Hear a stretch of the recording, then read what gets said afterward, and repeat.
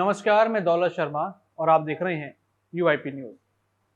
नवजोत सिंह सिद्धू, जिनको आपने आईपीएल और अन्य अंतर्राष्ट्रीय मैचों में कमेंट्री करते हुए देखा होगा, साथ ही साथ वो एक भारतीय राजनीतिक भी हैं। आपने उनको राजनीति में भी देखा होगा, लेकिन अब लगातार नवजोत सिंह सिद्धू का नाम चर्चाओं में है। लगातार उनके नाम को लेकर बड़ी बड़ी कंट्रोवर्सियां यहाँ पर हो रही हैं, लेकिन अभी फिर दोबारा उनकी वापसी आईपीएल में हो चुकी है। आपको बता दें, इंडियन प्रीमियर लीग के पहले ही मैच में नवजोत सिंह सिद्धू ने अपनी कमेंट्री से लोगों को खासा प्रभावित किया। करीब एक दशक बाद कमेंट्री बॉक्स में आए सिद्धू को देखकर एक बार भी ऐसा नहीं लगा कि उन्हें अपनी बात कहने में कोई मुश्किल हो रही हो। कभी शांत क्रिकेटर के तौर पर जाने गए सिद्धू अपनी कमेंट्री के लिए खासे मशहूर रहे, लेकिन एक दशक के बाद और कहीं ज्यादा तेज तर्रार क्रिकेट प्रतियोगिता के दौर में भी बतौर कमेंटेटर सिद्धू ने कहीं कोई कमी नहीं खलने दी है। एक जुमला बोलते हुए उन्होंने कहा, पहले मैच के दौरान चाहे एक पत्थर चोट खाकर कंकड़ कंकड़ हो गया हो और पत्थर चोट सहकर संकर संकर हो गया हो। चोट सहकर वापसी की तुलना सिद्धू ने कार दुर्घटना से वापसी करने वाले ऋषभ पंत से की। धोनी की कप्तानी छोड़ने पर उन्होंने कहा, यह बंदा तब गया है जब लोग कहेंगे क्यों जा रहे हो।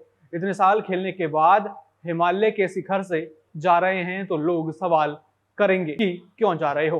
एक जोरदार छक्के पर उन्होंने कहा, बाप रे बाप, गेंद तारामंडल में। आईपीएल के अन्य मुकाबलों में रोमांच पर सिद्धू ने कहा, आईपीएल की अजब चाल है प्यारे, पल में प्यादे को वजीर बना दे, कभी जरा सी गलती पर शहजादे को फकीर बना दे।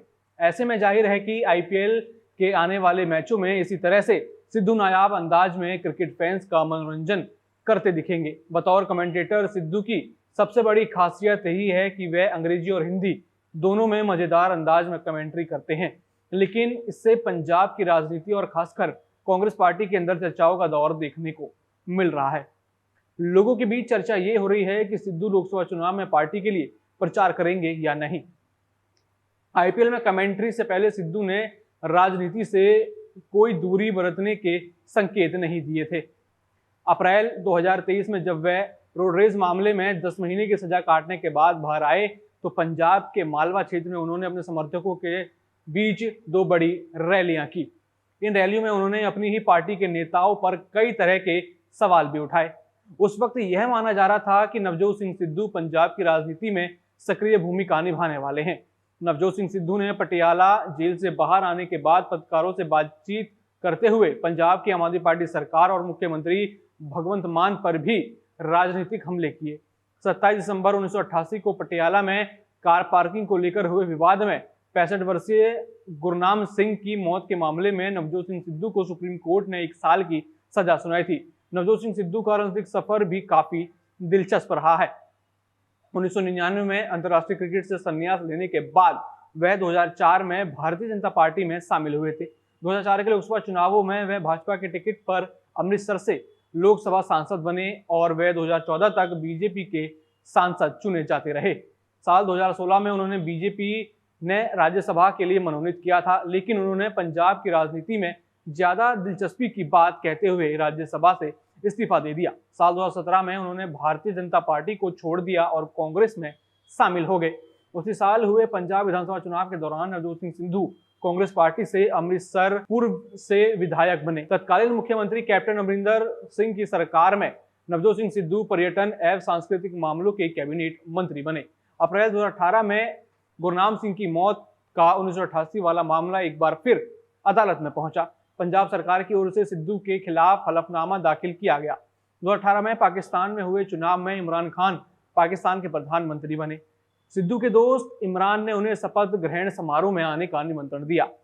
जेल से बाहर आने के बाद उन्होंने कांग्रेस पार्टी के नेताओं की कार्यशैली पर भी सवाल उठाए थे। वैसे यह कोई पहला मौका नहीं जब नवजोत सिंह सिद्धू ने बिना किसी का नाम लिए अपनी ही पार्टी के नेताओं पर तीखी आलोचना की।